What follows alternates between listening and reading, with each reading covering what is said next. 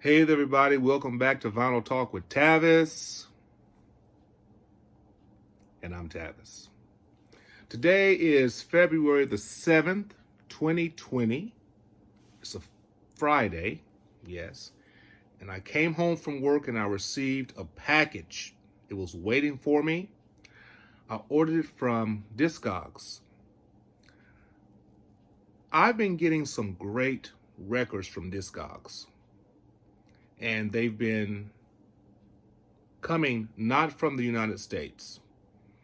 Some very good deals, very reputable sellers. I'm very proud of what I got today. I have not opened it. It's from Berlin, Germany. And as I open it, let's see if you can guess what it is. I'm going to give you some hints. Pardon the shaking here. It is a soundtrack.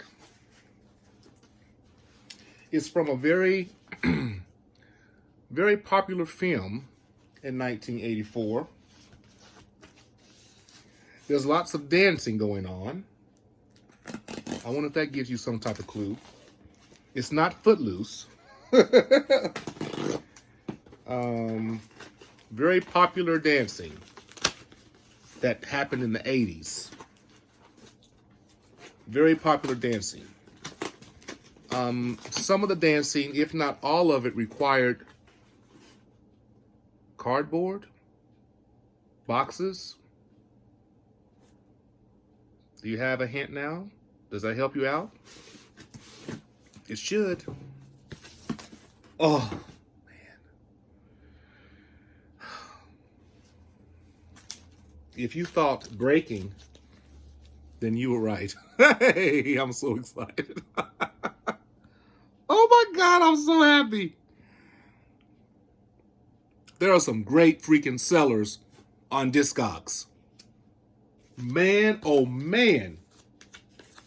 And I'm still learning about this. I've never gotten an album. This is in great condition. What do you call that, everybody? I totally forgot. This is from Japan, but I purchased it from Berlin, Germany, okay? So this is my first album that has this. Hold on, I feel so dumb, hold on. Okay, now I don't feel so dumb. This is called the Obi Strip. This is my first record in which I have the Obi Strip on here. It's really cool. I'm sure that many of you own this album. The soundtrack to Breaking, it came out in 1984. I tell you what, let's look at the vinyl itself. 1984, I think, was just a phenomenal year. I was 12 years old in 1984. I was born in 72. So, just, man, great stuff. You know, I've always heard that records that come from Japan, if they are pressed in Japan, they're really high quality. Have you all found that to be true? Look how shiny that is. Do you see that? That is really a glorious piece of wax. And on this album, man, are some great songs. It has, I love the song Breaking', the first one. There's no stopping us. There's no stopping us. No stopping. No one does it better. That just puts me right in the 80s mood. Then we have some of the most popular ones are Ain't Nobody from Chaka Khan, or Rufus featuring Chaka Khan. And we have 99 and a Half, Showdown, Heart of the Beat, Street People, Cut It.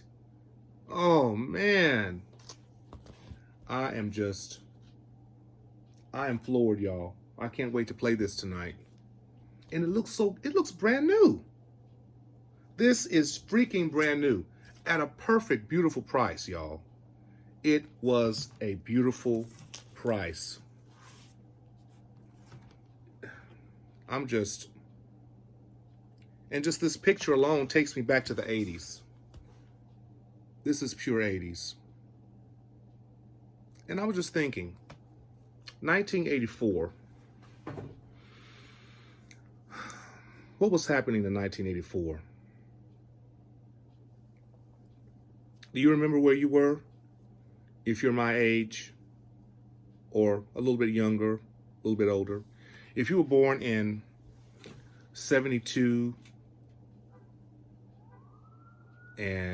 or 72 and before, or maybe 75. But when I was 12, it was 1984.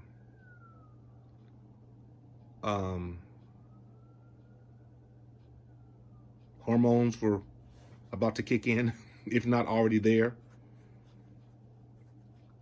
I could tell that the music was changing. I vividly remember that I had a love for disco music as a preteen, like in 8, 9, 10.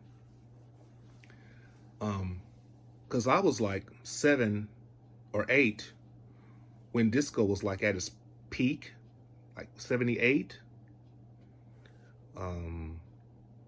But I remember in 1984, probably about 1982, with Michael Jackson's Thriller, and with the premiere of MTV, things like that, I felt that the music was changing. And I didn't think it was good or bad. I just knew that something was going on with the music. It didn't sound the same. It was more slicker. The drums seemed electronic, which was true. And I heard less acoustic instruments. I heard more electric things. I remember thinking about that as a boy. And so when this movie came out, and we were all trying to break dance and carry our big boom boxes, and I felt like there was a change in the air. And it felt so good. It seemed like the artistry was trying to break free of some type of jail they were in. And I think that's always been the case with music, or just people in the arts in general. There's always a constant need for change. And if things last too long, people seem like they're boxed in, and they don't like to be defined, and they want to make a new definition for themselves and for their work. And that's what I felt was happening in the early 80s. So it goes to show that it seems like every decade, every 10 years, something magnificent happens musically, artistically, in the way we dress, in the way we talk, in the way we walk, in the way we watch television, in the way we consume our media. Have you noticed that? I'm sure you have. But it's just now that I'm really beginning to think about that, even as I make this video tonight. So I'm going to use my Amazon Fire tablet here. And I have a website open called thepeoplehistory.com.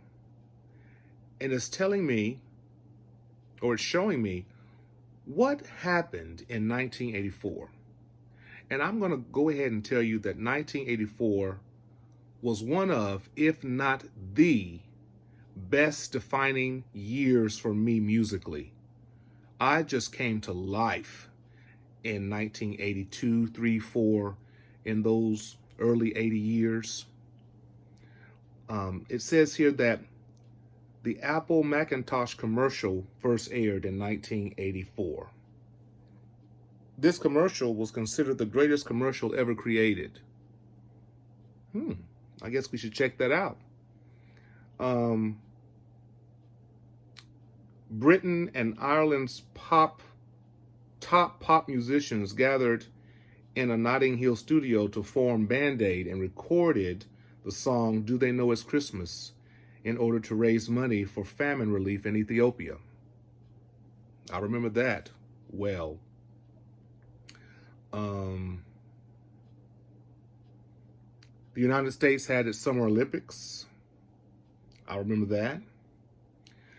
Here's something a little negative. Do you all remember the Beauty Queen Killer was captured? The Beauty Queen Killer? I don't remember that. But the serial killer Christopher Bernard Wilder, who went on a 6-week cross-country crime spree starting in Florida in February of 1984, did lots of crazy stuff. His first victim was Rosario Gonzalez. He continued across the country through Georgia, Texas, Kansas, Oklahoma, Nevada, Utah, California, and New York before he was destroyed during a struggle with police in New Hampshire on April 13th, 1984. I don't remember that. But man, I'm glad he was gotten. In 1984, there was the first untethered spacewalk. The first ever flight in space by humans, untethered, using jet backpacks, took place in 1984. Wow. The popular films at the time were Ghostbusters, Indiana Jones, Gremlins, Beverly Hills Cop, Terms of Endearment, The Karate Kid, Star Trek III, Police Academy. I remember that. That's a great movie. Romancing the Stone, Splash. Do y'all remember Splash? That was a good film. The Terminator, Amadeus, The Killing Fields, A Passage to India. Man, wonderful films from 1984. Oh man. Popular musicians were Phil Collins, Billy Joel, David Bowie, Billy Ocean, Stevie Wonder, Bruce Springsteen, Kenny Rogers, Bananarama, Duran Duran, The Cars. The popular TV programs were Magnum P.I., Dynasty, Entertainment Tonight, Falcon Crest, Hill Street Blues, Cagney and Lacey, Cheers, Fame, I'm gonna live forever, Knight Rider, The A-Team.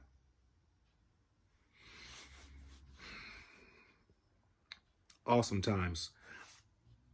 I'm sorry that this video got diverted into this, but this really set my mind to thinking about the 80s even more so than any album I've ever bought.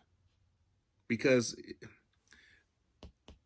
this movie and this music really helped to define this way of dancing, this way of interacting with our friends and peers, our way of moving, talking, just all those great things.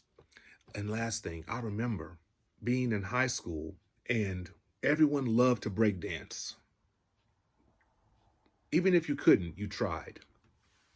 And so there was this one guy who would really dress up like Michael Jackson. He had on,